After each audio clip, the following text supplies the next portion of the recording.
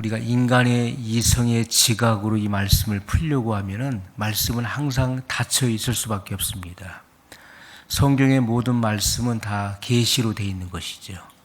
그래서 우리가 영의 지각을 열어서 이 말씀을 읽는 것이고 이해하고 깨닫는 것이라는 것을 말씀을 드렸습니다. 이게 성령의 조명, 성령의 빛 비추심을 통해서 우리가 이 말씀을 알게 되는 것입니다. 성령이 열어주시지 않으면 우리가 이 진리를 아무리 들여다보아도 이해할 수 없고 깨달을 수 없게 되어 있는 것입니다. 성령의 빛 비추심을 통해서 이 진리가 확연하게 드러나게 되는 것입니다.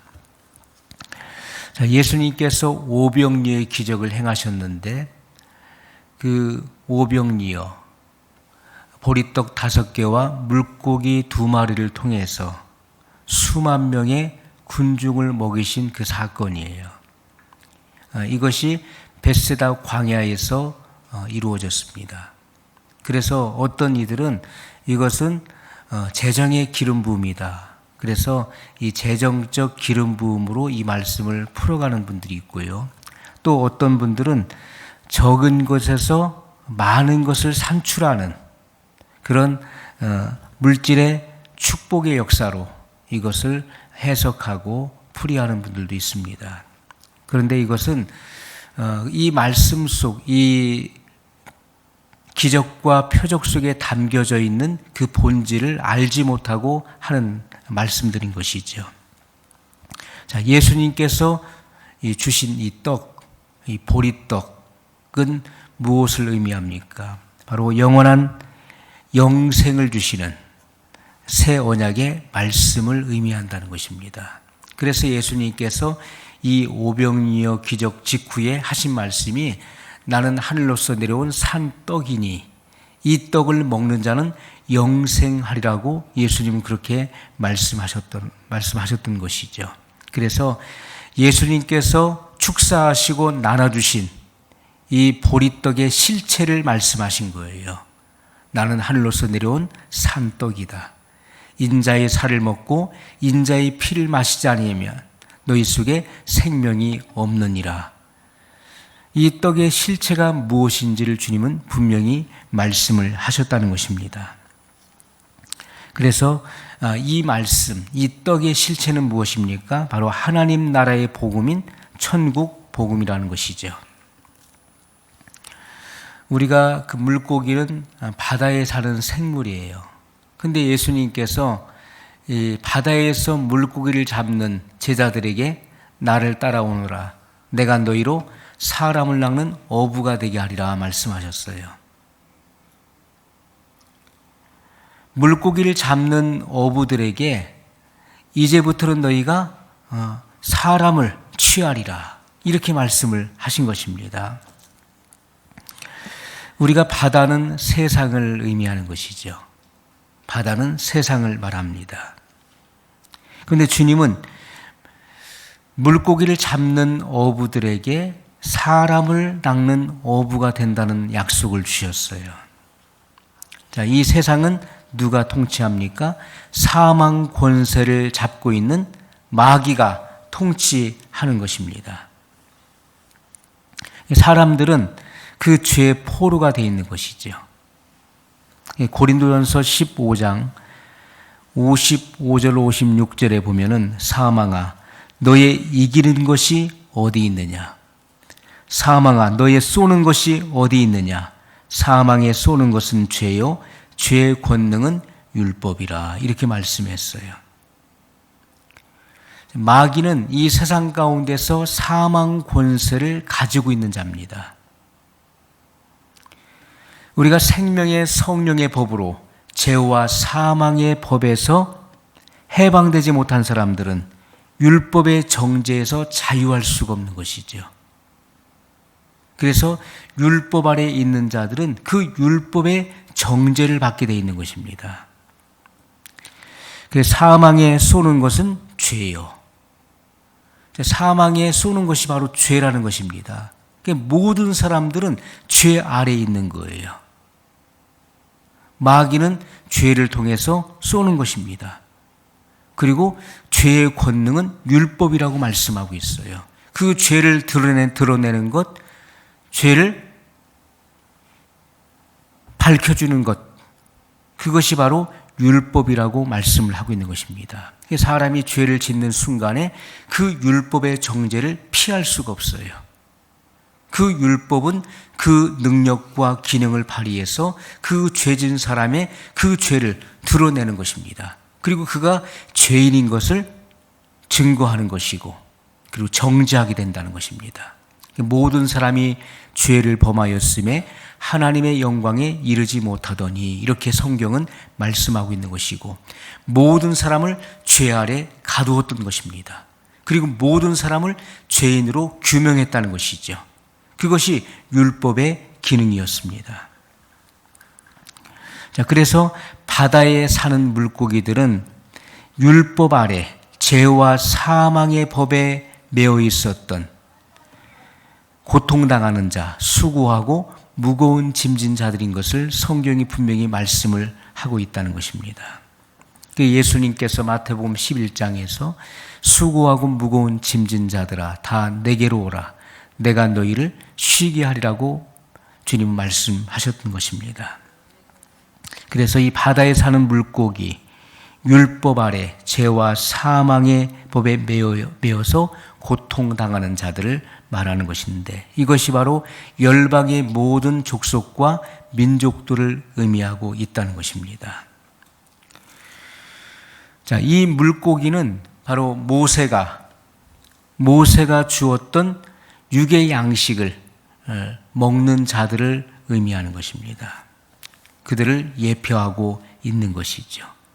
모세는 율법을 제정받은 사람이었죠. 첫 언약의 법을 제정받아서 그것을 가르치고 선포했던 자를 의미하는 것입니다.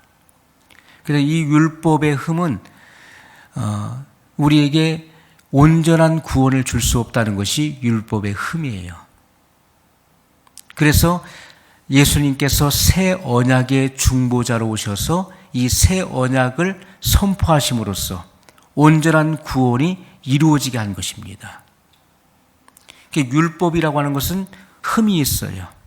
그것은 우리에게 죄를 깨닫게 하는 것이고, 죄를 깨닫는 인간이 구원과 생명을 주시는 예수 그리스도를 기다리고 바라보게 하는 것입니다. 그러니까 예수님은 새 언약의 중보자로 오셔서 새 언약의 복음을 증거하심으로써 이 새 언약의 말씀이 율법을 완성한다는 것이죠. 주님은 그것을 우리에게 분명히 말씀을 하고 있습니다. 샛별이 떠오르게 되면은 달과 별들은 그 자체를 감추어야 되는 것처럼 새 언약의 말씀, 이 천국 복음이 증거되기까지 율법은 유효하다는 것입니다. 성경은 그것을 말씀하고 있어요. 주님은 이 말씀을 계시해 주기 위해서 오병이어의 기적을 베푸셨다는 것입니다. 우리는 항상 세미한 주의 음성에 귀를 기울여야 됩니다. 소아시아 7교회에게 들려주셨던 말씀은 동일했습니다. 귀 있는 자는 성령이 교회들에게 하시는 말씀을 들을지어다 라고 말씀하셨어요. 이것은 우리가 성령의 세미한 음성, 주님은 세미한 가운데 말씀하시는데 그것은 우리 마음에 말씀하신다는 거예요. 주님은 우리 마음에 정확하고 분명하게 말씀을 하시는 것입니다. 그래서 우리가 주님께서 말씀하신 이 모든 비유의 말씀, 또 기적과 표적의 모든 말씀들을 우리의 영혼 가운데 채워야 되는 것입니다. 우리가 이 말씀을 나의 말씀으로 취해야 되는 것이죠. 우리가 구약에서는 하나님의 언약을 어디에 줬습니까? 돌비에 새겼어요. 그러나 새 언약의 시대에는 육의 신비에 새긴다고 분명히 말씀했어요. 우리 마음판에 그 말씀을 새겨주는 것입니다. 그 말씀이 우리의 육의 신비에 새겨지게 되면 이 말씀은 사라지지 않습니다. 이 말씀이 이미 내 안에 각인되었기 때문에 그 말씀이 항상 내 심장을 교훈하시는 거예요. 그 말씀을 떠나지 않게 하시는 것입니다. 우리가 구약 시대에는 성결의 표로서 어떻게 했습니까? 이스라엘 백성들이 율법의 말씀을 적어서 손목에 맸어요. 그래서 달려가면서도 이 율법의 말씀을 상기했습니다. 그리고 미갈에 이 말씀을 붙이고 띠로 메었습니다. 이것이 성결의 표를 말하는 것입니다. 그들은 서로 대화를 하면서도, 이웃과 대화를 하면서도 그들의 이마에 있는 율법의 말씀을 상기했다는 것입니다. 철저하게 율법 정신을 가지고 있었던 것이죠. 그러나 그 율법을 아는 것이 그들의 삶을 변화시키지는 못했다는 것이죠.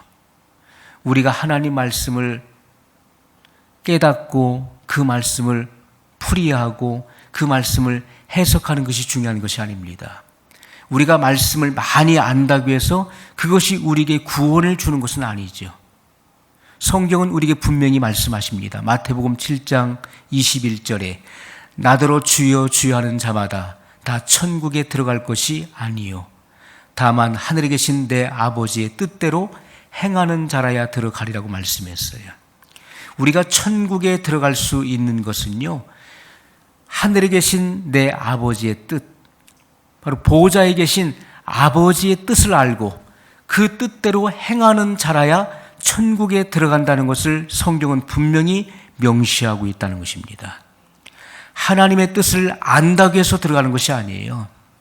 성경을 많이 안다고 해서 성경의 지식을 가지고 있으므로 천국에 들어가는 것이 아니라 그 말씀을 지켜 행하는 자가 천국에 들어간다는 것을 말씀하고 있다는 것입니다.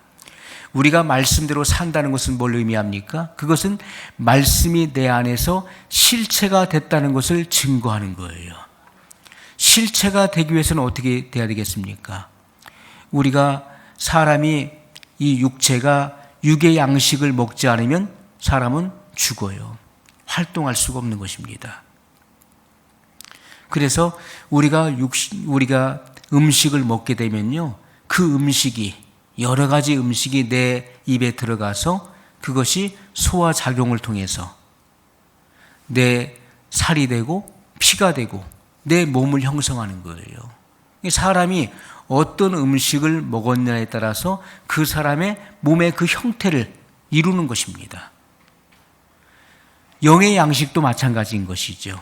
무슨 말씀을 먹었느냐, 그 먹은 말씀이 내 안에서 실체가 됐을 때 이것은 성육신을 의미하는 것입니다. 내 안에서 성육신 돼야 되는 거예요. 이것은 말씀이 육신이 되는 것을 의미하는 것입니다.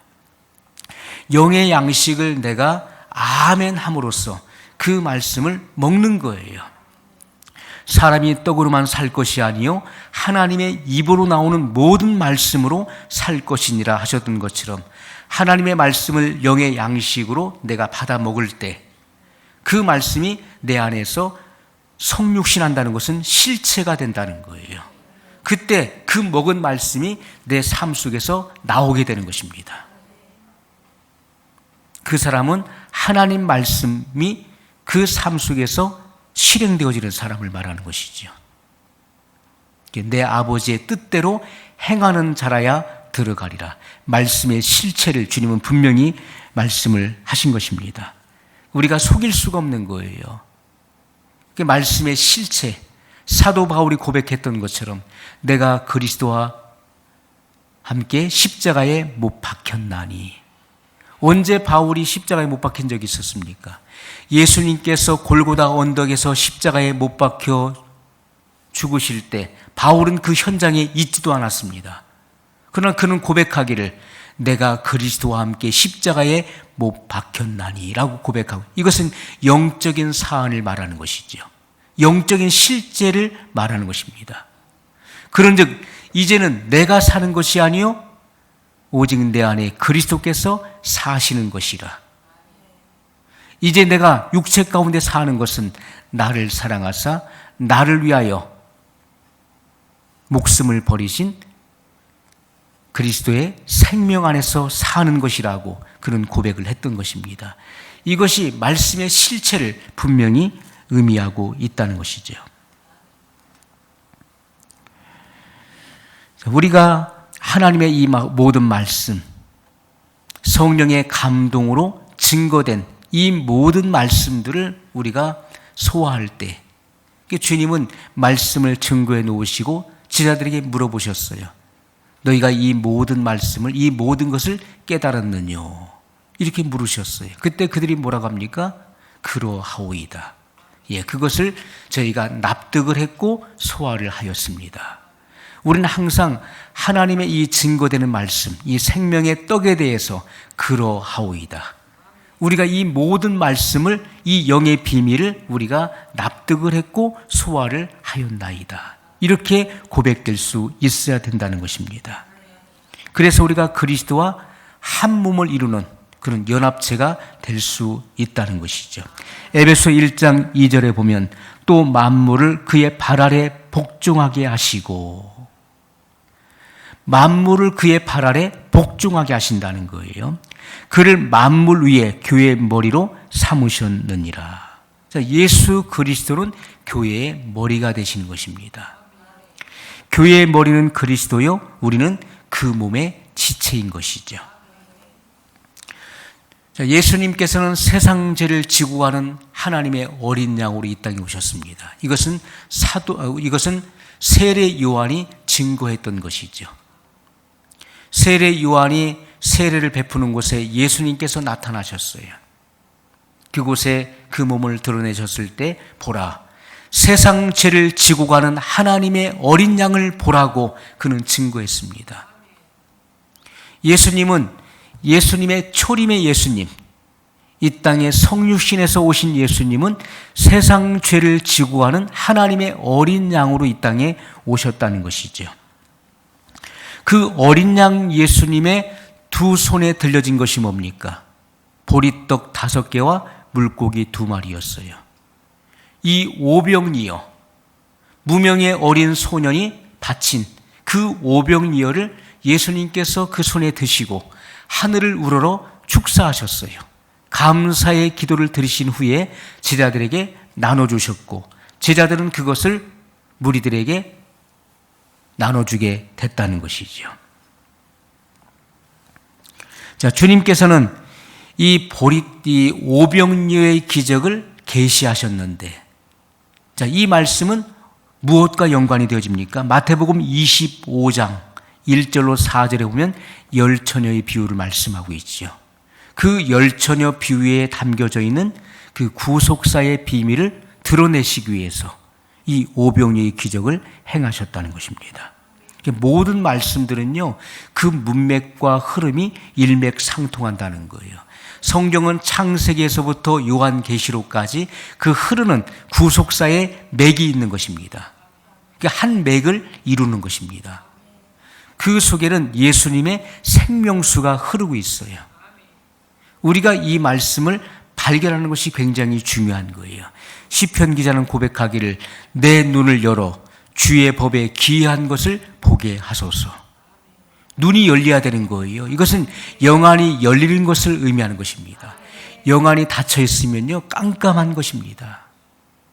눈은 떴지만은 볼 수가 없는 거예요. 소경이 눈을 떴지만은 아무것도 보이지 않는 거예요. 눈은 떴어요. 보는 것 같지만은 볼 수 없는 거예요. 영적인 진리를 볼 수 없는 자들을 영적 소경이라고 말하는 것입니다. 인간의 이성의 지각으로 깨닫는 것은 무익한 것입니다. 하나님의 모든 말씀은 육의 언어가 아니라 영의 언어로 기록되어 있기 때문에 이것은 성령의 감동으로 내신 말씀인 것입니다. 그러므로 성경의 원저자이신 성령의 감동을 통해서 이 모든 말씀들을 우리가 이해하고 깨닫게 되는 것이죠. 이 말씀은 생명의 떡이라고 말씀하셨어요. 예수님의 입으로 증거되는 이 모든 말씀이, 새 언약의 말씀이 천국 복음이고 그리고 산떡이라고 말씀했던 것입니다. 이 떡을 먹는 자는 살리라, 주님은 말씀하셨어요. 우리가 이러한 영의 언어를 이해하고 깨닫는 것은 성령으로만 가능하다는 것입니다. 자, 주님께서는 마태복음 25장에 이 열처녀의 비유를 밝히고 있습니다. 그때의 천국은 마치 등을 들고 신랑을 맞으러 나간 열 처녀와 같다 하리니. 자, 그때가 언제입니까?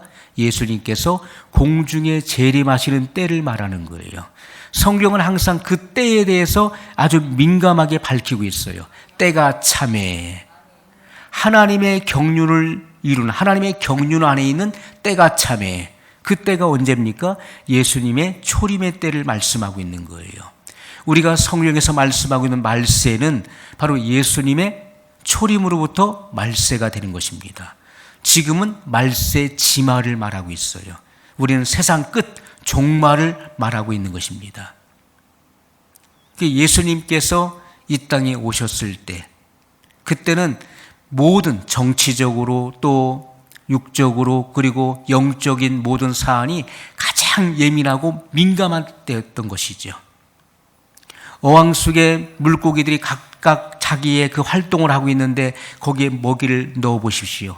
그러면 모든 물고기들의 이목이 그 먹이에 딱 집중이 됩니다. 예수님은 그러한 때 오셨던 거예요. 예수님께서 이 땅에 오셨을 때 세례 요한의 증거가 있었죠. 세례 요한은 예수님이 오시는 길을 예비하는 선구자적인 사명을 감당했었던 구약의 마지막 선지자였습니다. 보라, 세상 죄를 지고 가는 하나님의 어린 양을 보라. 저분을 따라가라.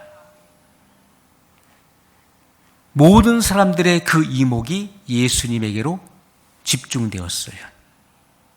그리고 예수님이 가시는 곳마다 수많은 군중들이 음집을 하게 되었습니다. 성경은 그 때에 대해서 아주 민감하게 말씀을 하고 있어요. 마태복음 25장 열처녀의 비유에서 말씀하고 있는 그때는 예수님의 재림의 때를 말씀하고 있는데, 그때의 천국은 마치 등을 들고 신랑을 맞으러 나간 열처녀와 같다 하리니. 자, 마태복음 25장에 나오는 모든 비유의 말씀들은 천국에 대한 비유입니다. 천국의 이 모든 말씀, 비유를요, 계시를 통해서 열어주시는 거예요. 그런데 이 땅에서 우리가 흔히 접할 수 있고 경험할 수 있는 사안을 통해서 이 영적인 세계를 열어주시는 거예요. 그것이 바로 비유입니다. 자, 열처녀 비유. 우리가 결혼식을 연상하게 되는 거예요. 아, 신랑을 맞이하기 위해서 준비하고 있는 열처녀를 연상하게 되는 것이죠. 그 중에 5은 미련하고 5은 슬기 있는지라. 자, 처녀라고 하는 것은 신부를 말하는 것이죠. 어떤 이들은 미련한 5처녀는 구원받지 못한 사람, 또 슬기로운 5처녀는 구원받은 사람이다. 미련한 5처녀는 세상 사람이고 슬기로운 5처녀는 구원받은 하나님의 자녀들이다. 이렇게 해석하는 분들도 있어요. 그러나 그렇지가 않습니다. 이 열처녀라고 하는 것은 다 구원받은 사람들을 말하는 거예요. 그렇기 때문에 그들은 처녀라고 말하는 것입니다. 우리가 이 땅에 살아가는 사람들이, 예수님을 믿는 사람들은 다 자기가 신부라고 생각을 하죠. 그래서 신랑 되시는 예수님을 기다리는 것입니다. 그래서 열처녀라고 비유를 하고 있는 거예요. 그러나 그 열처녀가 예수님께서 공중에 재림하셨을 때 다 휴고되는 것은 아니라는 것을 말씀하고 있는 것이죠. 그 중에 5은 미련하다. 미련하다는 것은 이 땅에 남게 된다는 거예요. 버려둠을 당하는 자를 말하는 것이고, 그 중에 5은 슬기로운지라. 그들은 휴고되는 자들을 말씀하고 있다는 것입니다. 미련한 자들은 등을 가지되 기름을 가지지 아니하고. 등을 가졌지만은 그 안에 기름을 가지지 않았다는 것이죠. 기름이 없으면 그 등불을 밝힐 수가 없는 것입니다. 그 기름, 그 등의 실체, 그 등의 원동력은 무엇입니까? 그것은 기름이죠. 자동차가 아무리 좋으면 뭐 할 것입니까? 거기에 기름이 없으면요, 자동차는 움직일 수가 없는 거예요. 그 자동차의 근원은 바로 기름인 것이죠. 기름이 담겨져야 그 자동차를 운용할 수가 있는 것입니다. 우리가 세상을 밝힐 수 있는 그 빛의 근원은 바로 기름인 것입니다. 기름이 없으면 등불을 밝힐 수가 없는 거예요. 그래서 예수님께서는 내 속의 빛이 어둡지 아니한가 보라고 말씀했던 거예요. 내 속의 빛이 어둡지 아니한가 보라. 기름이 담겨져 있지 않으면 절대로 등불을 밝힐 수가 없는 거예요. 절대로 세상의 빛이 될 수가 없는 것입니다. 너희는 세상의 빛이니 산 위에 있는 동네가 숨기지 못할 것이요 집안 모든 사람에게 먼저 비치느니라. 예수님은 그렇게 말씀했던 것입니다. 기름이 담겨져 있지 않으면 절대로 등불을 밝힐 수가 없어요. 미련한 자들은 등을 가지되 기름을 가지지 않았다라고 말씀하고 있어요. 우리가 이 땅에 남는 자들은요, 율법 아래 있으면서 종교적인 신앙생활을 하고 있는 거예요. 형식적인 신앙생활. 그러나 25장 4절에 보면 슬기 있는 자들은 그릇에 기름을 담아 등과 함께 가져갔더니 이렇게 말씀하고 있어요. 그릇에 기름을 담았다. 등과 함께 가져갔더니 이렇게 말씀하고 있어요. 밤중에 소리가 있었어요. 밤중에. 이것은 죄악이 가장 관영할 때 우리가 세상 사람들도 말세야 말세. 지금 세상 끝이야. 왜? 세상에 되어지는 이 모든 현상들을 보십시오. 좋은 일들보다는요, 나쁜 일들이 많은 거예요. 지금은 불신자들도 이 세상에 되어지는 현상을 보면 아는 거예요. 세상 끝이구나, 말세구나. 주님은 그 징조를 보아 예수님의 재림의 때가 임박했다는 것을 알 수 있다고 분명히 계시했습니다. 지금에 되어지는 모든 상황들을 보십시오. 뉴스를 들어보십시오.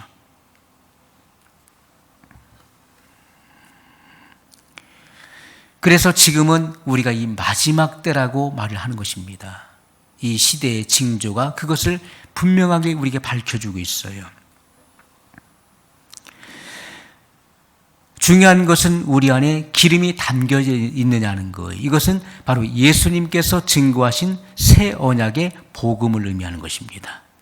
새 언약의 복음이 바로 기름이에요. 그것이 우리 안에 담겨져 있느냐 하는 것이죠.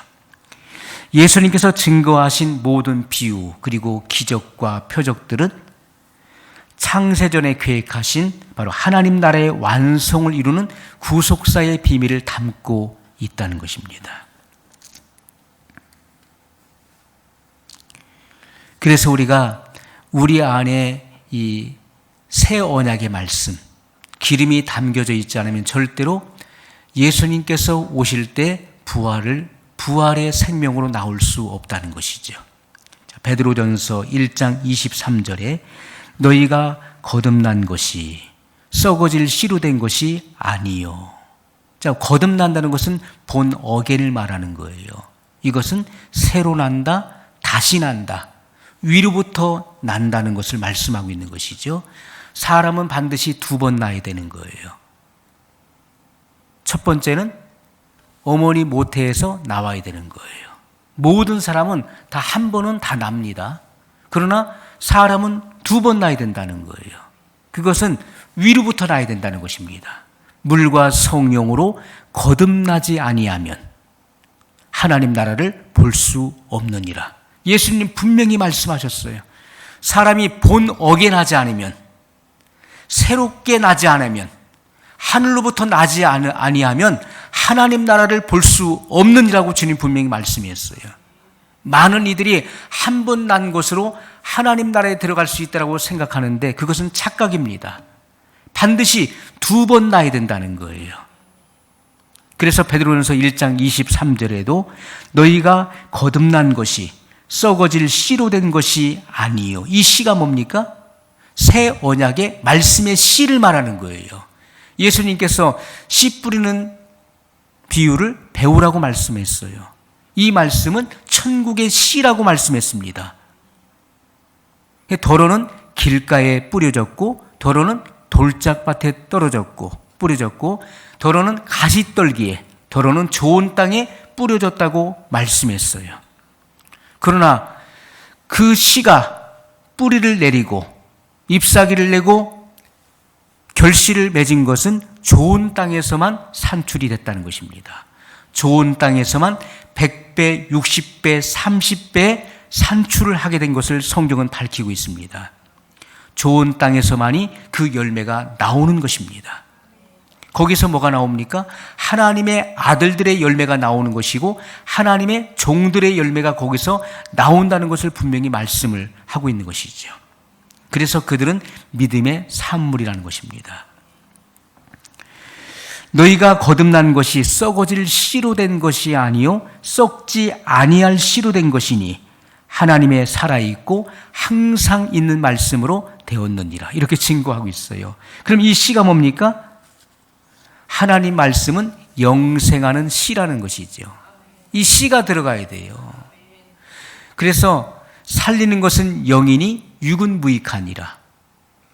그래서 우리가 육신의 철학, 세상 돌아가는 이야기를 가지고서는 그 영혼 속에 부활 생명을 일으킬 수 있는 씨가 될 수 없다는 것입니다. 성령에 감동된 말씀, 새 언약의 말씀, 천국 복음만이 그 속에 부활 생명을 일으키는 생명의 씨가 된다는 것입니다. 살리는 것은 영이니 육은 무익하니라.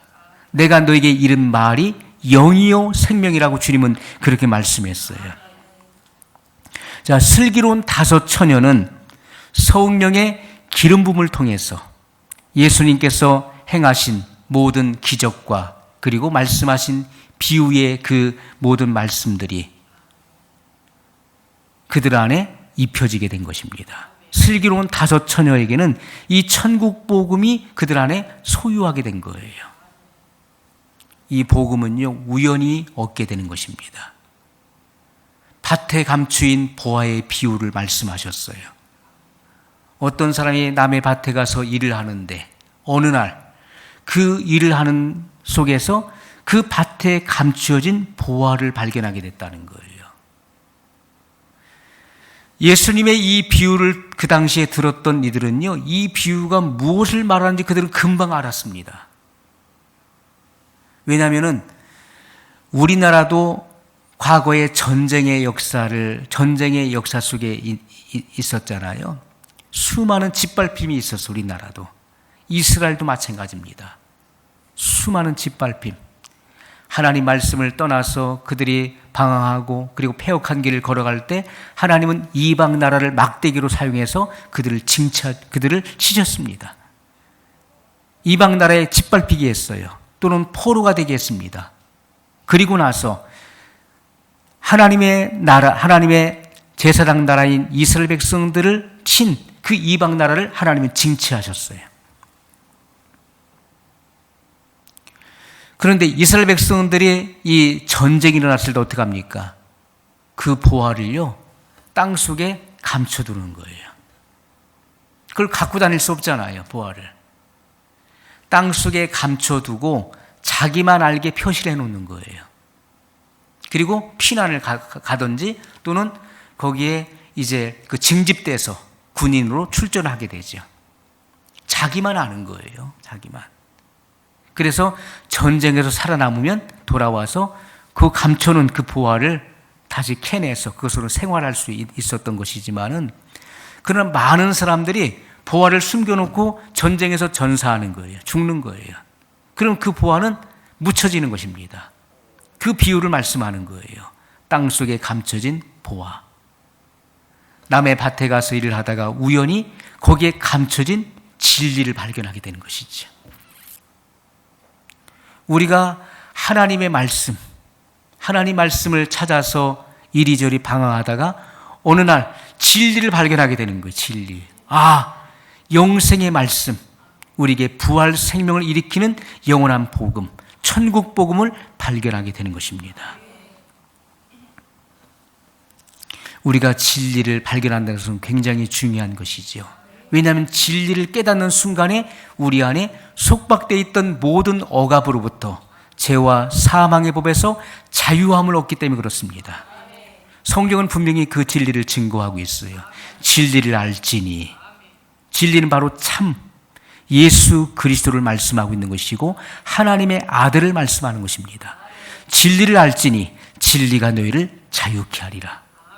진리를 깨달을 때 모든 억압에서 우리가 풀어지는 것이고 진정한 자유가 우리 안에 임하게 되는 것입니다. 그래서 이 천국 복음을 소유한다는 것은 기름을 담는다는 말씀이에요. 예수님께서 오실 때 하나님의 아들의 음성을 듣게 되는 것이고 무덤 속에서 살아나게 된다는 것을 말씀하고 있어요. 그리고 우리가 선한 일을 행한 자는 생명의 부활로, 악한 일을 행한 자는 심판의 부활로 나온다는 말씀이 이루어지게 되는 것입니다. 자, 예수님께서 많은 무리 가운데서 떡을 먹은 5천 명의 남자를 말씀을 하고 있습니다. 떡을 먹은 5천 명, 44절에 떡을 먹은 남자가 5천 명이 었더라. 그러면 여자와 아이들은 물고기를 먹었다는 말씀이죠. 이것은 계시를 말씀하고 있다고 분명히 말씀드렸습니다. 이것은 계시예요. 아니 어떻게 물고기와 떡을 나눠줬는데 남자들의 5천 명 남자들에게 떡만 나눠줬고 그러면 여자와 아이들은 떡은 하나도 안 주고 물고기만 줬다는 말이냐? 이것은 육으로 우리가 해석하는 거예요. 이것은 비유인 것이고 계시를 말씀하고 있다는 것입니다. 예수님께서 행하신 이 기적 속에 뭐가 있습니까? 영적인 진리를 담고 있다는 거예요. 진리. 성경은 이 비유의 말씀을 통해서 이렇게 기록하고 있는 거예요. 떡을 먹은 남자가 5천 명이었더라고 이렇게 계시를 하고 있는 것입니다. 영의 눈이 열리면 이 말씀이 들어오게 되는 거예요. 이 주님께서 이 비유의 말씀을 하신 이 계시의 뜻을 알게 되는, 비밀을 알게 되는 것이죠. 자, 그래서 이 5천 명이라고 하는 이 숫자는요, 우리가 숫자적인 5천 명을 얘기하는 게 아니에요. 어떻게 남자만, 이 남자는 20세 이상의 성인 남자를 말하는 것이죠. 숫자를 세어보니까 딱 5천 명이에요. 5,001명도 아니고 4,998명도 아니고 5천 명이다. 이것은요, 숫자적인 5천을 말하는 것이 아니라 이것은 충만한 수를 말하는 것이죠. 충만한 수. 슬기로운 5처녀의 충만한 수를 계시하고 있는 것입니다. 우리가 천이라고 하는 단위는요, 충만한 수를 말하는 거예요. 그래서 5천이라고 하는 것은 바로 슬기로운 5처녀의 충만한 수를 말하는 것입니다. 그래서 그리스도의 몸된 교회의 충만한 수를 말하는 거예요. 예수님께서 공중에 재림하실 때 그 공중 혼인잔치에 참여하는 하나님의 아들들의 충만한 수를 의미하는 것입니다. 이것이 바로 계시예요. 자, 이들은 떡을 먹은 5천 명은 예수님과 함께 우편, 예수님께서는 영광의 보좌, 예수님께서는 우편, 하나님 우편 보좌에 앉아 계시죠. 그 우편이라고 하는 것은 영광의 보좌를 말씀하고 있는 것인데요. 이 떡을 먹은 5천 명은 예수님의 우편 보좌, 어린 양의 12사도의 이름으로 연합을 이루는 하나님의 아들들의 충만한 수를 계시하고 있다는 것입니다. 이들은 의로운 7천 명을 또 의미하고 있는 거예요. 5천은 뭐고 7천은 뭐고 이게 무슨 말이냐. 5천하고 7천은 또 다른 숫자인데 천은 충만한 수를 말하는 거예요. 그런데 5천 명, 떡을 먹은 5천 명, 그리고 로마서 11장에서 말씀하고 있는 11장 4절로 6절에 그 의로운 7천 명을 계시하고 있어요. 이들도 바로 뭘 말합니까? 예수님께서 공중에 재림하실 때 휴거되는 그 구원받은 충만한 수를 의미하는 것입니다. 구원받은 충만한 수를 의미한다는 것이죠. 사도 바울은 이 비밀을 깨달은 사람이에요. 이 계시의 말씀을 이 오병이의 기적을 깨달았습니다. 그래서 로마서 11장 4절 6절에 이렇게 기록하고 있어요. 저에게 하신 대답이 무엇이뇨? 내가 나를 위하여 바알에게 무릎을 꿇지 아니한 사람 7천을 남겨두었다 하셨으니. 왜 바울이 이 로마서는 교리 서신이잖아요.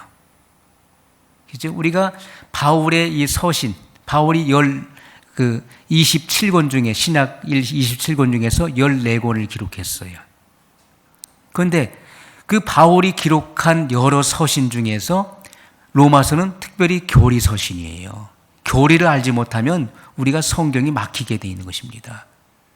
그런데 이 로마서, 교리 서신의 이 말씀을 지금 이 비밀을 말씀하고 있는 거예요. 내가 나를 위하여 바알에게 무릎을 꿇지 아니한 사람 7천을 남겨두었다 하셨으니 그런즉 이와 같이 이제도, 과거에 그랬던 것처럼 이제도 은혜로 택하심을 따라 남은 자가 있느니라. 은혜로 택하심을 따라 남은 자가 있다. 이것은 남은 그루터기를 말씀하고 있는 거예요. 우리가 구원은 하나님의 은혜를 따라 되는 것입니다. 내가 구원받고 싶다고 해서 되는 것이 아니에요. 하나님의 은혜를 따라서 이것이 주어지는 것입니다. 그러면서 로마서 11장 6절에 만일 은혜로 된 것이면 행위로 말미암지 않음이니 그렇지 않으면 은혜가 은혜되지 못하느니라. 이렇게 말씀하고 있어요. 우리가 구원의 놀라운 비밀은요, 우리가 하나님의 은혜의 택하심을 따라 이루어진다는 것을 분명히 말씀하고 있어요. 바알에게 무릎을 꿇지 않은 자들은 우상을 숭배하지 않은 자들을 계시하고 있는 것입니다. 이것은 거룩한 성전이 된 자들을 말하는 거예요. 그 안에 성령이 거하시는 거룩한 성전이 됐기 때문에 죄를 짓지 아니하고 바알에게 무릎을 꿇지 않는다는 거예요. 이 세상을 역행하게 되는 것입니다. 그 마음 속에는 온전히 하나님만을 사랑하는 그런 필연적 사랑이 그 안에 실체가 된 사람을 말하는 거예요. 우리의 본성적인 사랑 속에는요, 이기적인 사랑으로 가득 차 있습니다. 좋을 때는 간이고 쓸개고 다 빼줄 수 있는 거예요. 그러나 싫으면 어떻습니까? 나빠지면 모든 것이 다 싫은 거예요. 계산하게 되는 거예요. 그것이 인간의 사랑이에요. 그러나 아가페의 사랑은 무조건적인 것입니다. 무조건적인 거예요. 우리가 아직 죄인 되었을 때 그리스도께서 우리의 죄를 담당하시려고 십자가에 못 박히셨어요. 그럼으로써 하나님께서 우리에 대한 자기의 사랑을 확증해 주신 것입니다. 우리가 죄인 되었을 때 하나님이 우리를 사랑하셨던 거예요. 우리가 의로워졌을 때, 하나님의 자녀가 됐을 때 사랑하신 것이 아니라 우리가 아직 죄인 되었을 때 하나님은 우리를 사랑하셔서 그 독생자를 이 땅에 보내심으로써, 그 아들을 내어주심으로써 우리를 사랑하신 그 사랑을 확증하셨다라고 성경은 기록하고 있는 것입니다. 그래서 하나님의 자녀들은요, 하나님만을 필연적으로 사랑하는 자들이 된 것입니다. 그래서 7,000명 또는 5,000명, 이것은 숫자적인 7,000, 5,000을 말하는 것이 아니라 바로 완전한 수를 말하는 것입니다.